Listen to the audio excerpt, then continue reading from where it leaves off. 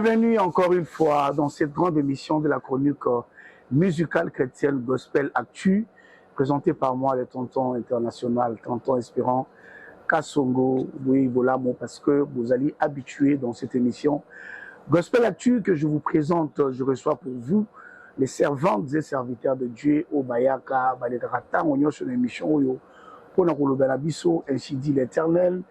Pour présenter biso maenzambe atie bango na mongongo atie bango na monoko pona kopambola peuple na ye to mesana na émission oyo ndenge to salaka yango bolandaka biso partout nzamba lola mona bino apambola bino bozotala biso boza na Paris boza na Bruxelles boza na Londres boza na Suisse partout boza ko capter biso nzambe amona bino akanisa bino. Merci pona mayemanso bozali koloba pona émission Gospel Actu. Ma proposition, ma suggestion, ma remarque, eza kosala biso nyonso malamu nzamba lola mona bino apambola bino. Lelo tokoyamba pe moko ya ba servante de Dieu minene ya mboka na biso République démocratique du Congo pe na mwa ba mboka mingi ya bapaya baza déjà ko tombola nzambe à travers baloyembo na ye aza ko continuer ko pambola biso makasi. C'est vrai, il fallait tout yambaye. Ça fait très longtemps, on devait la recevoir dans cette émission. Vie par occupation, vie par responsabilité, et maintenant qu'on permettre traiter. Mais aujourd'hui, le Seigneur a permis qu'elle soit dans cette émission Gospel Actu. Tout bête à moi, à ma solo, tout sur le long aye, aye bisa biso, mais azali ko kanisa pour la musala azali ko sala, et puis à répondre à quelques questions, il y a des téléspectateurs. Alors, comme vous le savez, dans cette émission, comme je le fais toujours, je vais d'abord vous laisser découvrir l'artiste dans une prestation live et puis on va se retrouver juste après pour la recevoir. On y va, tonton Josué.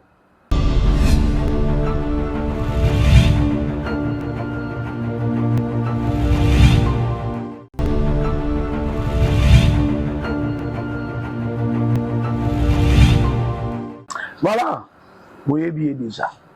Natambola vi nanga mobimba na saba soni yeye natambola vi nanga mobimba na saba humiliation yoyo nani apesanga loboko.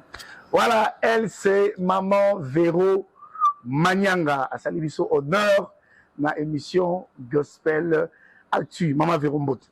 Mbote papa Espérant. Bonne santé. Zamba bateli biso toza bien. Enfin tokutani. Enfin. Et vous m'avez hein? Moi, bon, il y a une occupation belé, hein? Programme belé, papa. Ok. Voilà, vous avez compris que c'est maman Véro Manyanga. De l'eau vraiment trop bête, ma solo. La question, botuna kinga, na communion so. Arouyanola, na bisotua. Alors, maman Véro, il y a du bosso. Bonne santé à maman Véro. Bonne santé à groupe Nayo Mobimba. Bonne libota. Makabozo tambola nenene. Santé maman Véro, ils a bien. Groupe, ils ont évolué bien. Libo tapé, ils ont bien Angola Nzambe. Mambozo qui est né, tu as Nzambe. Amen. Mais maman Véro, depuis que tu nous as donné une très... D'ailleurs, bon, je vais d'abord rappeler aux gens que Obani musique ici côté. Obani Yango, depuis longtemps. À longtemps, on a travaillé dans l'anonymat et belé jusqu'à ce que pas Ngulu et Kopumbusa biso. Mais c'était quoi le problème? Parce que Bandi quand même travaille l'autre. Chance, mais pourquoi aujourd'hui moi tant on a le problème c'était quoi? La difficulté financière, gauche, droite. Qu'est-ce qui faisait que pendant tout ce temps là Bandi ko servir Nzambe, nous allons nous faire Robata? Déjà nous avons servi Nzambe na j'ai 8 ans dans une église. Idée ya ko bima ou soit ko sala suki carrière solo na zaki na ngote. Au fur et à mesure toujours évolué dans mon Nzambe pour ça on a pu yemba partout dans le monde comme mata. Du coup na ba calcul Nzamba sali biso surprise abimisi maman inis avant et après na si maman inis de Nzamba peut perception Nzambangolu et puis on évolue comme ça. Donc tu confirmé bateau spéculer que maman Véro est la sœur propre de la sœur Enis Manyanga. Oui. Donc sœur Enis Manyanga est juste après. Après maman Véro, oui.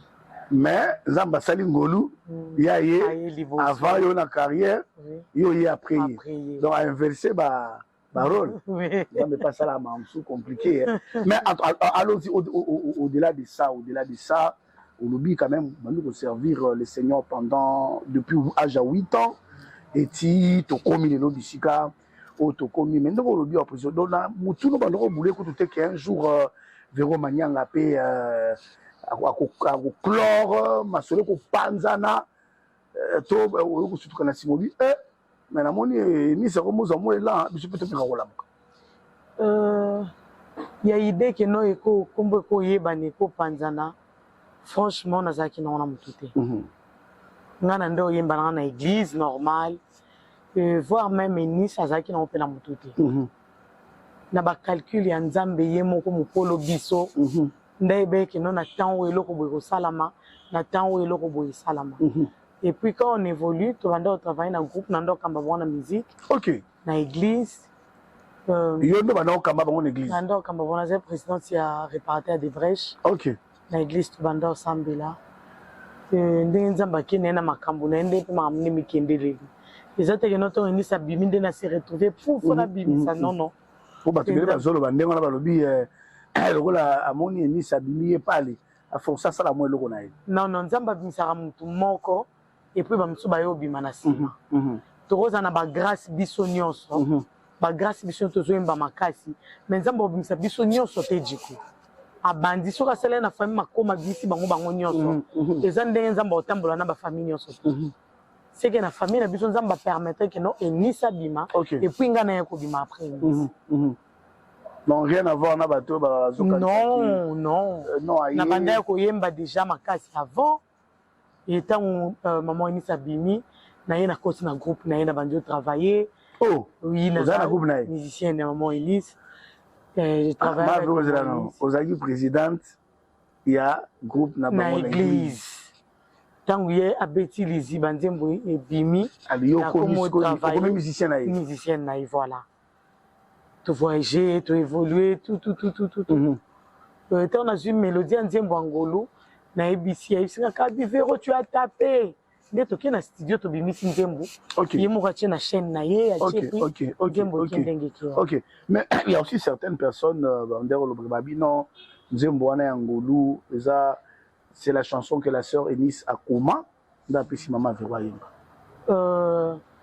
eza mélodie yelenga na prière nazaki na prière à deux fois banzembo yelanga bongo nazaki na prière nazo bondela mélodie nzembo ngolo yi so tozi occasion ko leka na émission mususu na obimisela bino vraie version ya mélodie wana nde nazwaki na prière parce que eza na téléphone ton na yoki mélodie et puis na tindeli ingénieur nanga aisinga biaka le plus vite que possible ton enregistrant ton na ye to bandi ko enregistrer na zu morceau ndamu na tindeli maman Eunice na biyoka nanu idée ya mélodie po bele limba moko Véro tu as tapé OK aisinga biko silisa nzembo wana tezelanga na ya yemba na yo ango a bloqué nga na studio bongo OK le jour ayaki to nga na yembi ya sali couplé na ya suka wana c'est le même jour au to lansaki nzembo ndenge ki bongo mais asala couplé mais etikala ko yeba na teke zala ye za po bozala batembre moko ya couplé na suka zala ndenge ima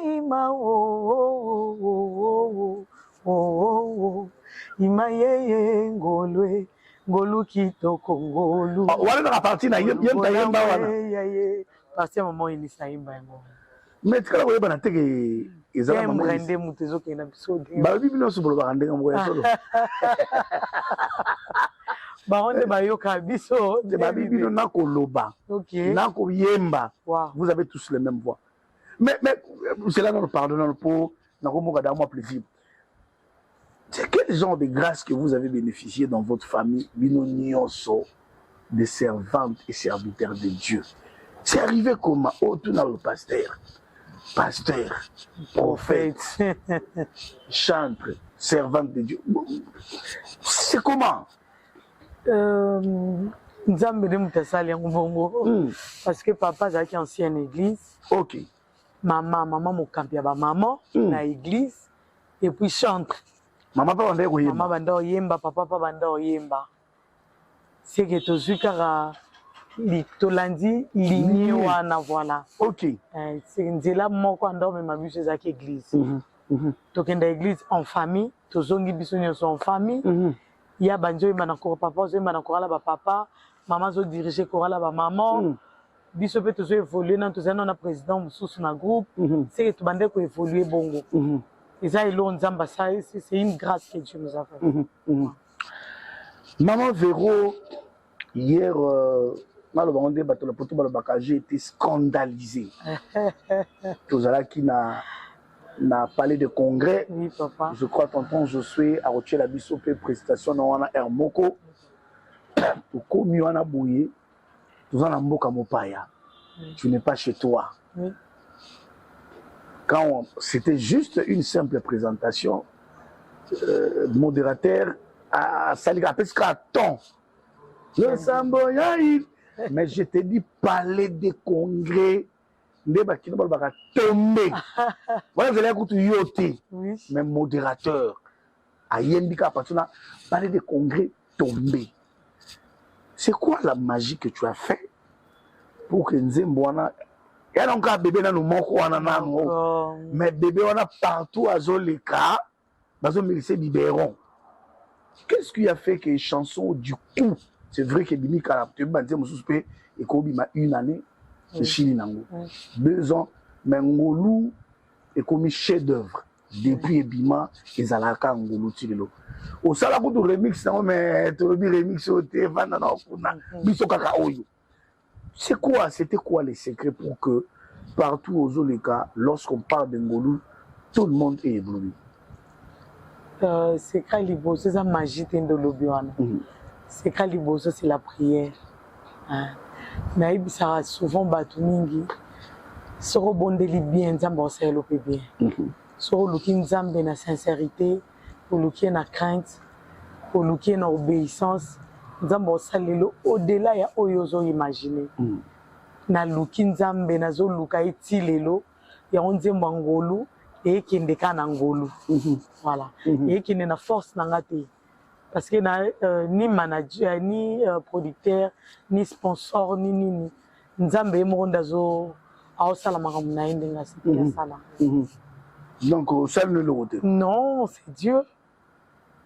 Ngolu partout en tout cas Nzembo ngozani. Zangolu. Zangolu pika. Et kende peka na Ngolu. Non, et ça la promotion Ngolu kaka voilà. Et puis plus grave que ça, Nzembo a tiré le la clip. Oui. Voilà photo de la Josué. Ouais, photo Lucas général. J'aime besoin la clipter. Oui. Mais quand ça chante ici. Mais déjà c'est pour bientôt. Avant janvier déjà non plus Avant janvier. Avant janvier non plus ça va déjà. Oui. Mais est-ce que à part Ngolo zo bon m'a déjà quand même bandeko tous appelés bébé Moussous ou bébé Ngolo. Na beta qui baimwana. Ils appellent déjà na internet. OK. Na beti lisusu commando ils appellent na internet commando et bimi juste après liwa maman. OK. C'est na l'ancien Nzembulelo lobi maman kufi. Sérieux? Oui. Ndé et tout fait. C'est comme ça que je vois. Voilà na sali en promotion déjà. J'étais très abattue na tikango et qui est bon mais commando quand même évoluer bien ba passer ba challenge nango. Mais à quand quand même maman Véro azo kanisa quand même parce que tout le bango au bandi déjà carrière solo na yo. Oui. Parce que déjà aux ali ce que les gens ne savent pas aux en la prestation est belé. Belé oui. En train so pena mtana la prestation za maman Véro pena wa mi balega yo na ri papa. Bino balé pena bozaka partout. Donc partout au monde maman Véro aza quoi côté ma prestation à la pesa to longoli aux championne parce que c'est tous les jours tous les dimanches toutes les semaines que maman Véro a des prestations. Mais alors est-ce que vous pensez quand même de l'eau on peut s'appeler quand même ban Nzambe à album na bango c'est vrai bimisi ke baimon bimisi commando bimisi ngolu. Bon, ce sont encore des chansons qui n'ont pas toujours des clips jusqu'à ces jours. Non, Kebaïmo n'est pas un clip. Kebaïmo n'est pas un clip. Un clip. Commando, ils ont genre une salle qui cover. Image n'ango pesali. Ok. Et là, ils ont une image de Zangolo. Et pourtant, il y a des autres. Oui. Mais il y a un monde opinion les clips. Mais est-ce que vous pensez quand même qu'on peut servir sur le même album, Nicolas Zoya? Nous n'a pensé album T. Ok. Nazo qui nous na ba single nanga pas à pas et puis si on va convaincre biso tout ça l'album non ça l'album. Un système on dirait bien sur beaucoup de sikoyo hein. Mais non sur beaucoup un système il y a single. Voilà. Kobang ezani no dépenser billet dans studio. Non. C'est quoi? Bon personnellement je suis pas encore convaincu. OK. Il y a aussi l'album. OK. Vous avez peut-être un peu banzembo ezate. Non, on a banzembo belé. So tourner à réalisateur je suis orié biso. Na vraiment na banzembo belé. Na bimisanzembo te pour faut kana bimisanzembo. So nzamba convaincre ngane loko nde na sali. OK. So nzamba na convaincre ngate na sali loko.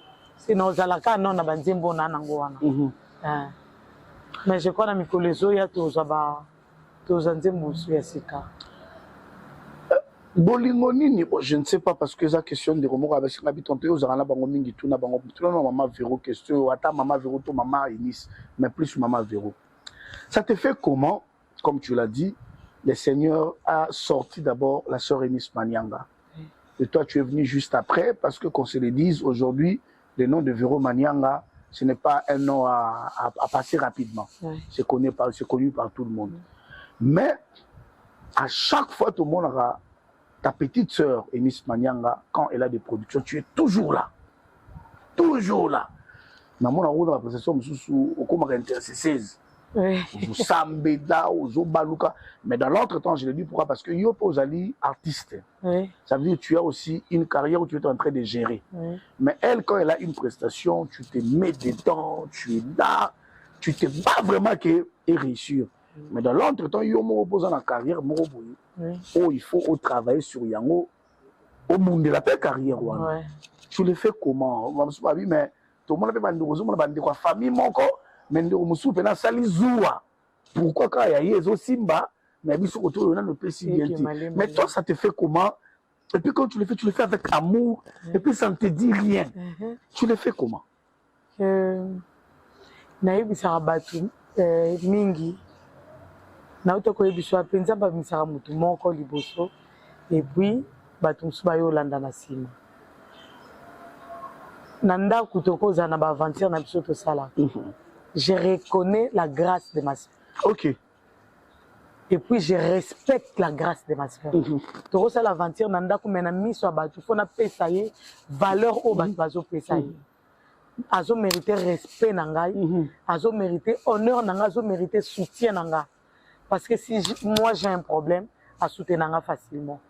Je me sens très à l'aise dans nos salles naïe. Je me sens très à l'aise dans nos soutenir na œuvre naïe. Balobiso ndimi grâce à Muninga, grâce à Nepambola. Amen. Ndenga nazo soutenir grâce naïe. Je crois na makamon nzambo sel nzambe pour ça langa au-delà. Bah, critique pas de ça, non, c'est dérangeant. Tu sais que les gens te critiquent beaucoup, oui, hein? Je sais. Mais comment il y a Sima, mais c'est ma elle aussi, elle a une carrière à gérer. Il n'y a pas ça lui fait succès. Nous espérons qu'on a la carrière à gérer et puis on gérera bien carrière. On gérera bien les musiciens. Moi, je suis invité à un plateau pour expliquer qui est Maman Véro. Na géré carrière nanga bien, je travaille. Quand yo monde autour na prestara mingi. So na zana activité maman Enis ezarem so na zana ngana mustelo ko sala te. Na yebi ke no zana programme moko na ke nanga na ki ko soutenir. Ba critique ya batu, ba injure ya batu nyonso na yo kaka. Na mona rapé. Alors j'ai pas ce temps là. OK. Moi ngana na se focaliser na musalo nzamba pesi. Et puis, on s'est focalisé dans la mission de Amen. Critique ou bien injure ya bateau et décourager ngaïté et pousser nga pété na boya ko soutenir ndeko nanga et pousser nga pété na boya ko soutenir musala nanga mo. Moi j'avance comme ça. Soko ye na injure nga na na oseka. Oye ofingi nga na na tumbo ina. C'est vraiment nous na don. Tant yo tumbo ofingi nga na sexy nanga yo. C'est yo moko lemba. Voilà, elle s'appelle Véro Manianga, chanteuse de l'Éternel, servante de l'Éternel. Tonton Josué, Puis ça rapidement prestation, Maman Véro a parlé de congrès. Et puis tout ma solo concert et puis tout libérer notre invité.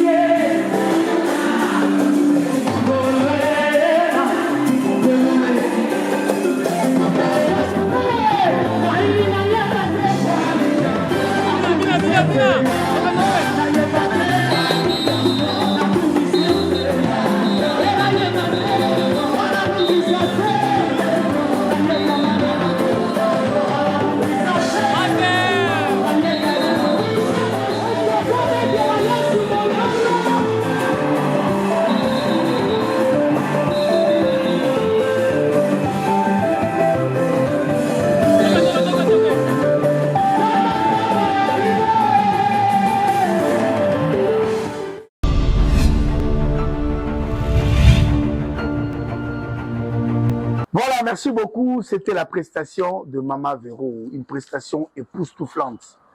En trois bananzins, papa, moi, Marie. C'est ça, Marie Tchara, hein? Ouais, tu l'as raté, hein? Jamais. Les Arabes. Les Arabes, Mahom toujours. Alors, Maman Véro, parce que aux Alamramno, il faut te libérer vraiment, mais merci Néré, Honoré Bissot, aux autres préparés concert, on déjà à mon même na village Chentemba. Oui. La Bissot qui est dans les. Déjà évolution, ma union est super bien. Depuis déjà nazaki na moi découragement. Est-ce que kokende, est-ce que mbaliboso na vie nanga? Au sala concert. Na beta concert voilà. Na la muka bonabi na signé na beta concert na Chetemba. Et na kepe Chetemba na ti na solina bango na pesi date nanga. Et puis, na bateau, bazo entouré, bazo motivé, mère travail, mère écosimba, tobeta, jusqu'à présent, déjà, ma mounion soit qui est bien. Affiche déjà dans Internet. Je fais des raoutis, il y a télévision, il y a affiche ça déjà. Billet déjà, dans Brazzaville, dès qu'il y a dans un Akin, déjà, billet est disponible. Dans un point de vente. Mais numéro est na affiche wana au bando bengango ceux qui ko livrer les bango tant que livrer les bango place là. Mais est-ce que lui qui va passer la concert na depuis quand la maman Véro? Oui, je sais. Mais OK na bango acheter mais est-ce que acheter mais ko kabatu wana batu basé la concert na yo makasi ce que yebi yango tinga na zamo panisa ngo je t'informe que les gens attendent voir ce que yo Maman Véro en œuvre. yo memi biso na Chetemba ya kanango kaboy et kokoka bato so balingaka Maman Véro. Non, par la grâce de Dieu, et koka bato moyana. On va peser nam. Est-ce que si tu veux que tu débordes, tomati niveau. Ne toque pas sous. Alors bato bazelanini, jour en go bato na bazelanini parce que les gens na dit que bino c'est plus la prière. Oui. Mais bato bazelanini mokolo wana ya concert ya Chetemba. Na concert à Chetemba on senga bato ba memela nzambe ka mitema na bango. Parce que je vous promets l'eau les a déjà au rendez-vous. Amen. Bato na ba problème bazonga na ba solution. Bato na ba kambo ba problème robot emisala. En tout cas, je vous assure bazonga na ba solution positive. Baya déjà partir à l'élo bato so ba landa biso na émission ba banda ko se préparer déjà pour na concert ba sala déjà culte na bango et puis bango bazo ya kana ko ndima na bango réponse nzambe nda opesa bango bozo ya kana ko ndima réponse nzambe muta ko pesa alors concert à Maman Véro na bi keza concert à liboso mais bato ba ozela ngo tellement makasi somba billet yango eza na fiche je n'ai numéro eza na fiche je suis à Chelibino. Mais en dehors de ça, sur vos numérotés, benga numéro est affiché au bas de l'écran, c'est le numéro de Tonton Espérant. Je vais rapidement te guider, te montrer là où tu dois avoir ton billet. En tout cas, même en amour personnellement, j'attendais ce concert de Maman Véro Manianga. Na ebike au-delà ngolu, tout profiter de sous biloko abimi c'est biso na noté. Tout à tous obare maintenant, ça sera très important. Maman Véro aussi si na biso, qu'est-ce que vous pouvez dire au peuple de Dieu au batalio vraiment malaliboso? Tonton Espérant ya na gospel actu bato nyonso batalio na ba chaîne na télévision partenaire na biso nyonso oyebisi bango ni na bandela no elo mo tsolo ba pona ba billet bato ba ozwa numéro na yo ba ko ba billet mususu pa na yo. OK directement pas nga directement pa na yo dans même numéro dans l'écran au bengi tu peux avoir le billet chez Tonton Espérant sans problème voilà nazo esa bato nyonso balandi biso lelo ya liboso nzamba pambola bino Tonton Espérant nzamba pambolo makasi olakisaka biso bolingo olakisaka biso affection ya kiyaya s'il y a un problème so tosali mabe ogangelaka biso so pe tosali bolamu opusaka biso susu tosala yango bien. En tout cas merci beaucoup nzamba pambolo makasi apambola émission na yo. Amen. Apambola chaîne na yo nyonso ya bino ezala béni et puis bato nyonso balandi biso je vous déclare fortement béni nzamba asala biso bolamu. Ne manquez pas le 18 janvier na Chetemba bokozala décité. Merci beaucoup papa parce que ça artiste tout c'est la moi vocaliste ya ngolu kaka losambo ya iniminite opesi biyano ompake wo manyanga yemba te poinine osalelinga ngolu